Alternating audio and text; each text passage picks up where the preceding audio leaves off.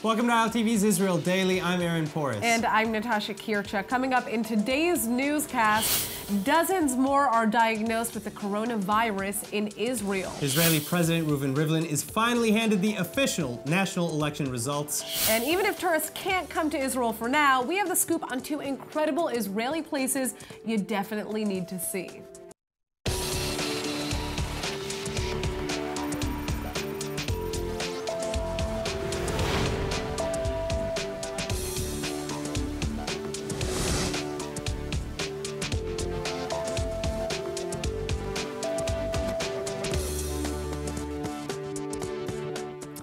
Well, 76 people have now been diagnosed with the coronavirus in Israel. One of them is a 9-year-old boy who was in Madrid, and another is apparently a Ben Gurion airport worker who was admitted to Ichilov Hospital with flu-like symptoms before eventually being tested for the virus. According to current protocols, testing for coronavirus is only carried out on those who have traveled abroad or have knowingly been in contact with someone carrying the virus. So it is currently unknown how he contracted the disease. On Monday, Israel decided to take drastic measures to curb the spread of the coronavirus, and it's now required that all of those who arrive to Israel from abroad go into 2 weeks of home quarantine. And in the last 2 weeks, almost 200,000 foreigners have voluntarily left Israel, and 235,000 Israelis have entered the country. The Israeli Health Ministry is now banning all events with more than 2,000 people and is urging the public to avoid visits to vulnerable nursing homes and hospitals. Thousands of new respirators are being stored in emergency warehouses out of concern that the healthcare system could collapse with the onset of more and more patients. The IDF has now called up about 200 reservists to assist the Magen David Adom ambulance service and the IDF Home Front Command as well. And IDF soldiers are no longer allowed to leave Israel in order to prevent the spread of the coronavirus. The military is readying itself in case it will need to take part in instituting national measures against the disease, with the Israeli government, of course. Now, on the bright side, the new coronavirus directives have provided for some really cute official meetings. וואי, איזה תחפושות יפות. איזה תחפושות יפות. ואף אחד לא יתחפש למישהו מהפוליטיקה. אמר לנו שר הבריאות שלא לוחצים ידיים.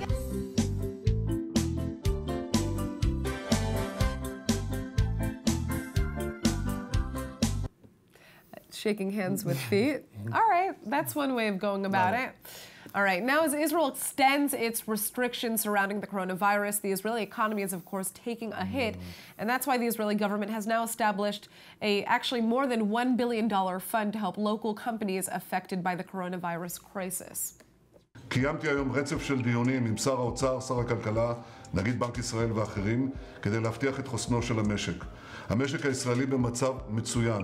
אנחנו נכנסים למשבר הקורונה כשמצבנו טוב יותר מרוב מדינות העולם. נקטנו בצעדים, כמו הקמת קרן של 4 מיליארד שקל לעזור לעסקים שנפגעו מהקורונה. אנחנו עובדים בשעות אלה על הוספת כסף נוסף. About $570 million is going to be immediately designated to funding the support of small businesses, and the remaining cash will be provided later on.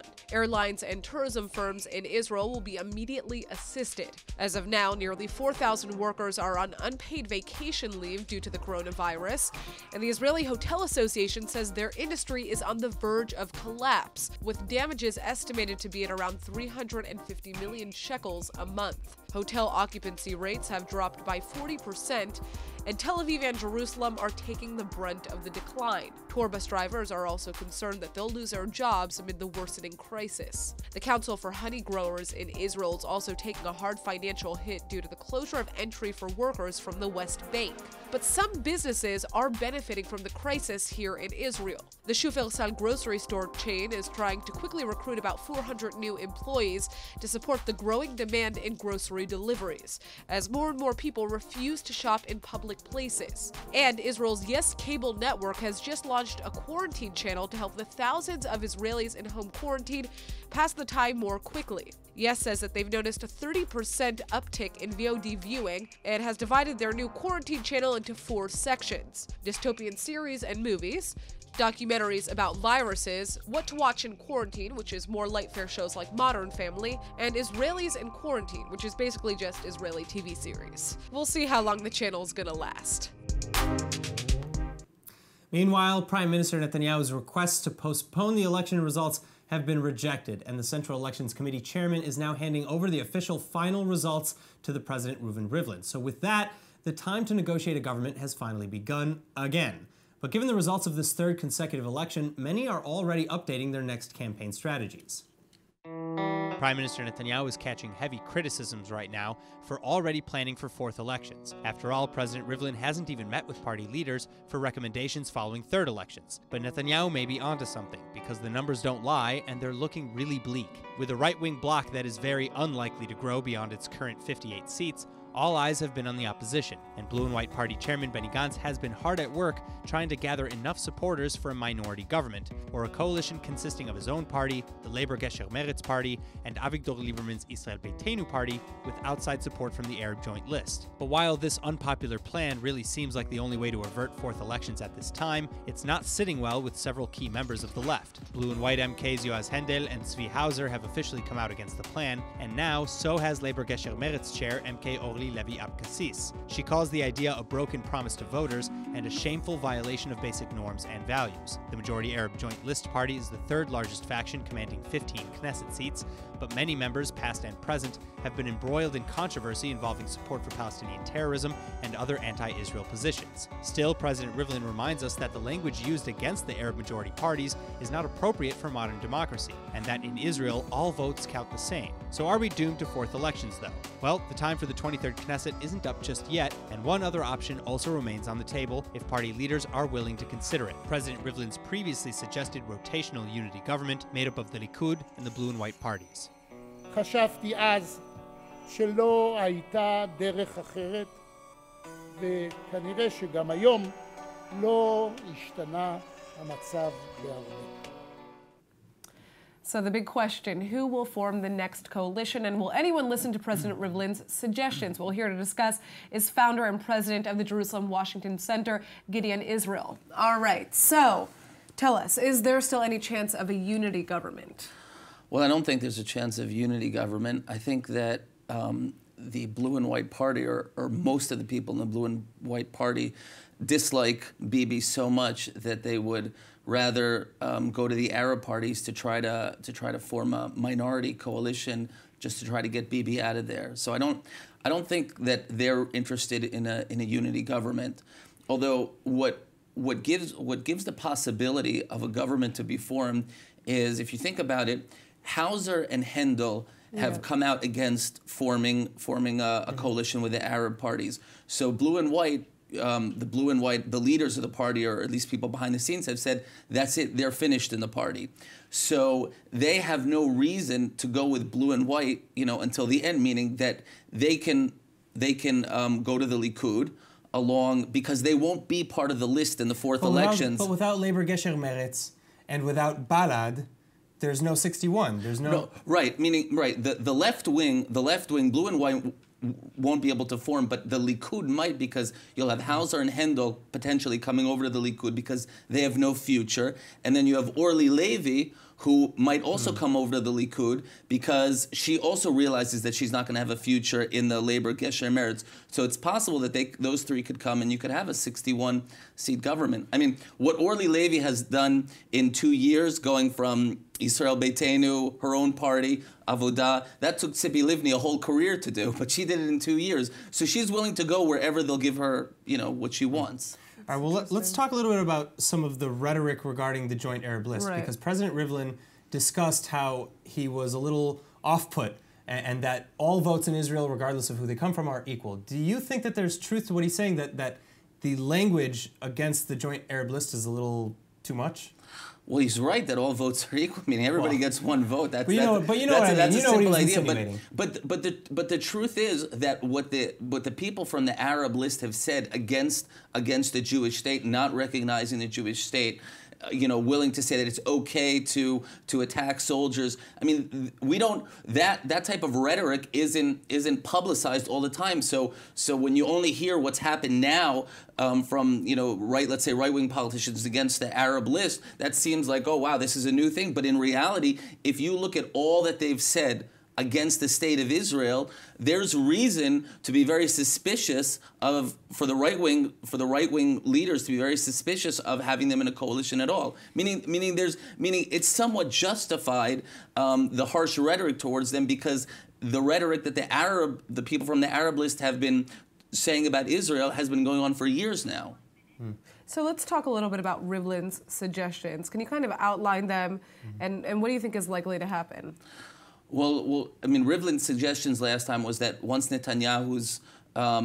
his trial starts, so he'll sort of leave the prime minister's office, and Benny Gantz will be there while he's there, and then he'll come back once his trial's done. But it doesn't look like that there's any interest either from the Netanyahu side or from Gantz's side. They want Bibi out, and I think Bibi smells victory that maybe he can form a coalition with 61, because if there's new elections, so there will be no doubt about blue and white being a left-wing party. They won't have this facade of this big tent, right, center, left, everybody under one tent. So I think the fourth elections could be a game changer. Interesting. Gideon, awesome analysis. Yeah, awesome analysis. Thank you so much. Thank you. All right, now for some other political news, let's head over to the States, where former Vice President Joe Biden has now taken a commanding lead in the Democratic primaries. To all those who have been knocked down, to all those who have been counted out, left behind, this is your campaign. Just over a week ago, many of the pundits declared that this candidacy was dead. Now we're very much alive.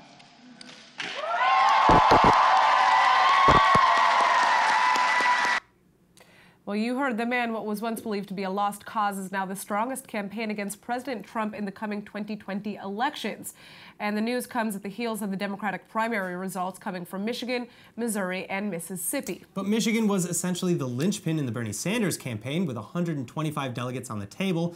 And Sanders famously won in Michigan against candidate Hillary Clinton before the swing state later narrowly voted for President Trump in the 2016 elections. Still, Sanders may be trailing behind Biden's 823 delegates with just 663 nominations of his own. 1,991 delegate votes are needed to become the Democratic Party's nominee in 2020. And there are several dozen more states that have yet to cast their votes, so for now, it's still either one's game. Now, this is huge news for Israel's LGBTQ+ community. Israel has just struck down a law that prohibits single men and gay couples from using surrogacy to have children within the country. The High Court of Justice says that current laws violate the equal right to parenthood that all Israelis should have, and a pathway needs to be paved for the future of their families. Today, same-sex couples who want to start a family in Israel face major barriers. Until now, it's been illegal for them to go through the process of surrogacy within Israel, meaning they often have to spend hundreds of thousands of dollars on the procedure abroad. Current Israeli law only allows surrogacy for heterosexual couples or single women who are unable to have a child. But now that's all about to change. The Israeli High Court has struck down a law that blocks single men and gay couples from using surrogacy to have kids in Israel, meaning that the Knesset has a year to pass a new law. Past attempts to expand access to surrogacy in Israel to the LGBTQ community have faced vehement opposition from ultra-Orthodox political parties. Back in October of 2018, the Knesset voted 49 to 41 to reject a bill extending surrogacy laws to same-sex couples. Israeli Prime Minister Netanyahu ended up voting against the bill himself, saying that he supports surrogacy for the LGBTQ community, but that there isn't a majority in the coalition to pass. Well, LGBTQ rights groups in Israel are celebrating this latest move forward towards allowing the gay community to start their own families from within Israel. Israeli Justice Minister Amir Ohana, who is an openly gay member of the Likud party, says he'll do everything in his power to ensure that a law is passed to allow everyone in Israel the freedom to have a family. Today, gay couples in Israel can only adopt children from very specific nations that have deals with Israel, or pay for surrogacy processes abroad that cost tens of thousands of dollars and require extensive travel. Now, lately, with the coronavirus in mind, we've been really focusing on healthcare around the world, especially in the United States. But setting aside issues of cost, etc., one of the biggest problems in medicine is still in the access to quality healthcare. Well, Israeli startup Vim is looking to fix that, and here now with more is Vim CEO Oron Afek. Thank you so much for being with us today. Now, you guys affectionately call Vim the Amazon of healthcare. Explain. I think the U.S. healthcare system has been structuring itself as a, as a private market where there's not always a direct correlation between cost and quality. Here in Israel, you'll be covered by the government. You need to do an MRI or a breast mammogram. It's pretty straightforward. Everywhere you go, it's all covered by the government. There's a free access. Similarly, in Canada and other places. In the U.S., the correlation between cost, quality, and the actual service is not always defined. It's typically hidden. Yeah, it's typically typically hidden, and it's usually more expensive than it needs to be, and usually people would follow brand versus the actual value of So what we do essentially, we work with large medical providers and insurance companies to then create some sort of alignment between payers and providers where volume of patients follows value. And so you're introducing transparency really to the We're introducing transparency, but it's in a deeper way. We're even touching the underlying prices of services. We're touching the direction in which patients are going and how the patient incentives are structured and so on and so forth. Okay, so I just kind of want to break this down in easier terms. So if I'm a person who is looking for a healthcare package, I would go onto your platform to see what options exist for me. That's how it works? And actually, we make it more simple. So we would embed ourselves into the insurance company tools, such as their websites, their applications, or their call centers. Okay. So we're already going to be embedded there, helping with creating the right recommendations and then the right access to the inventory that is available in the provider network. Very interesting. Okay, so tell us a little bit about the doctors that are using your platform. How do they do that? So usually there's no different use by the doctors. I mean, the existing workflow or the EMR that those doctors are using today, what they call the electronic medical record or the operating system in the office, stays the same. And we've built a flexible technology that is able to integrate with those workflows and basically not changing them. Well, it's interesting that this is an Israeli company tackling an issue that is very almost specific to the United States, it's right? Exclusively an American problem, but it's a $1.5 trillion problem. So I think there are many Israeli startups who are now trying to tackle digital health problems, which are mostly focused in the U.S. market. All right, so real quick, what's next? I think we're obviously operating right now in lesser states, and I think 4 states and growing to 5 and 6 this year, maybe the 7th one. We would like to get to better coverage of states and lives. So just growing what we have, I think will be very, very interesting. All right. Well, thank you so much for joining us. Yes, amazing platform. Thank you so much. Thank you. All right. Now, a unique young band of sisters is making headlines for the way that they're trying to publicize their newest album, and it turns out they're Israeli. ILTV's Nittany Manson has the story. The Haim Sisters. If you haven't heard of them, it might be time to get online and do some catching up. Esty, Danielle, and Alana Haim have been gaining fame and popularity with their take on pop rock since their debut album, Days Are Gone, back in 2013. And it turns out their father was actually an Israeli professional soccer player who moved to the States to play for an American team. He then met their mother, and as they say, the rest is history. The girls got an early start in music, playing in a family band with their parents called Rockin' Haim. And I guess they had a knack for it because the group's first show was at a popular Jewish deli in Los Angeles, being paid in what else but matzo ball soup. And so now, with their newest album coming out in April, it only made sense for them to get back to their roots. The sisters announced on their Instagram that they will be playing live shows in Jewish delis in New York, Washington, D.C., Chicago, Denver, and of course, Los Angeles, saying, "We've never done anything like this before, so let's all get together, eat some matzo ball soup, and we'll play you some songs live." I don't know about you, but I'm definitely craving a pastrami on rye. All right, it's time to learn about some must-see places to visit here in the Holy Land that even Israelis don't always know about. And of course, this is brought to you by Visit to Israel and Uli Mo, owner and tour guide with the Let's Tour Israel travel agency. I know with coronavirus, obviously, there are less tourists coming in, but still, give us an idea of what you can do when you finally can come to Israel. Of course. I mean, these sites have been waiting for us for 2,000 years. They'll wait 2 more months. I mean, that's true. They're still here. True. We're going to start with the Banyas, waterfall. Banyas is also known as the Hermon River, and it's one of the rivers which feeds the Jordan River, coming out of the Hermon mountain from snowmelt. And it's a beautiful river, or I would say it's a stream. And in the bottom of it, there's a small waterfall, and they built about 8 years ago, a suspended trail, which you actually walk above the flow of the stream, which is really, really beautiful. It offers all kinds of different hikes, a very lazy 40-minute hike or long 2-hour hike, and there's a lot of cool stuff to do around, a lot of great places to eat around this area. So if you're up north and you just want to taste nature and go back to your car, I mean, the Banyas waterfall is the best hike you can do. And honestly, I've actually been to the Banyas and I've been on some of these trails. These pictures don't even do it justice. It's gorgeous. Yeah, I know. Gorgeous. These pictures don't do it justice, or it's really an incredible place. It's hard to take pictures of waterfalls. I mean, you need to be there. Yeah, that is true. That's fair. All right, what is up next? Next is the Yardenit. Coming out of the Jordan River from the other side, from the bottom of the Sea of Galilee, is the baptism site, where it's believed that Jesus has been baptized by John the Baptist. And thousands of tourists come there and, to be rebaptized in the same water. So even if you're not there to be rebaptized, it's a beautiful place to see because it's the nicest spot on the Jordan River, the widest point. And you see a lot of people dressed in white going down. It's a very emotional moment for them. If you're lucky, you see a lot of pilgrims on their way to be baptized, like we see now in the pictures. Wow. But even if you're not Christian, just being there and looking how this emotion, it kind of takes you in. I mean, everybody. Yeah, it's spiritual. Yeah, it's beautiful. It's also a beautiful spot.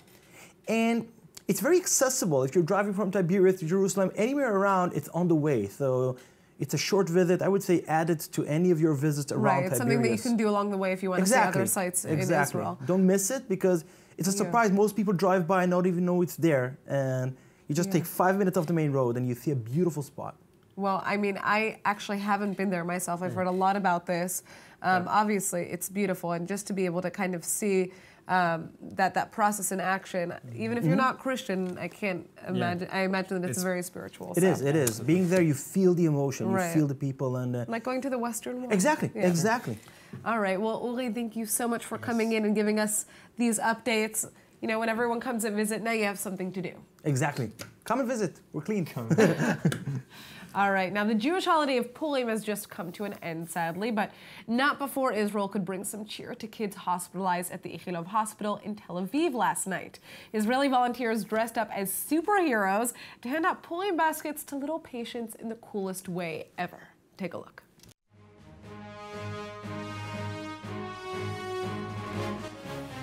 בזכות החברים פה שהתנדבו, כל אחד אנחנו לא איזשהו חברה או משהו כזה, סתם התנדבות של כמה חברים טובים עם קולגות למקצוע. משקל לשקל, משקית לשקית, אספנו. זו השנה הרביעית שאנחנו עושים את ההתנדבות הזאת. זה לבוא לראות ילד בלי הרבה מצב רוח ששוכב בבית חולים בפורים, ובשנייה הפרצוף שלו משתנה, כאילו כל הבאסה שלו הופכת לחיוך הכי גדול בעולם. הוא מתרגש גם אם זה לכמה דקות, זה שווה את הכל. ההתנדבות הזאת זה סוג של מתנה, כי הם פה בבית חולים והם באיזושהי באסה, כי הם גם חולים והם גם לא מתחפשים. אנחנו באים לעשות להם שמח, לראות אותם חייכים, זה הדבר הכי כיף שיש. Well, they said it, but what is so amazing about this initiative is that they've been doing this is volunteers, just a bunch of friends who have been doing this for 4 years, just out of the goodness of their hearts. Yeah, I mean, I certainly wish I knew how to rappel off of these buildings. I would totally do this, but there are other ways. It's time to learn. Yeah, there is time to learn. And there are other ways to volunteer, of course, but it's amazing. All right, let's take a look at the weather forecast. Tonight should be mostly clear and cool with lows at around 61 or 16 Celsius. And then tomorrow will be cloudy but warm with an average high of about 78 degrees Fahrenheit or 26 Celsius. And now before we go, let's take a look at what is going viral in Israel on tubing.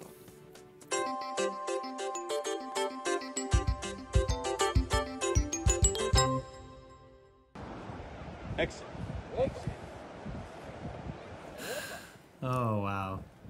Real life Tinder on the Israel boardwalk. Oh, snap! Oh, that is how you pick up a lady on the beach. That's a slick, it's a pretty slick costume. I don't know how I would feel about that, to be honest, but it's a genius Purim costume. We'll give it to him. All right, and that is it for today's news. Today's exchange rate is 3.54 shekels to the American dollar. For more news from ILTV, please like ILTV on Facebook, follow us on Instagram, and subscribe to our YouTube and Roku TV pages. I'm Aaron Porras. And I'm Natasha Kirchek. Thanks so much for watching.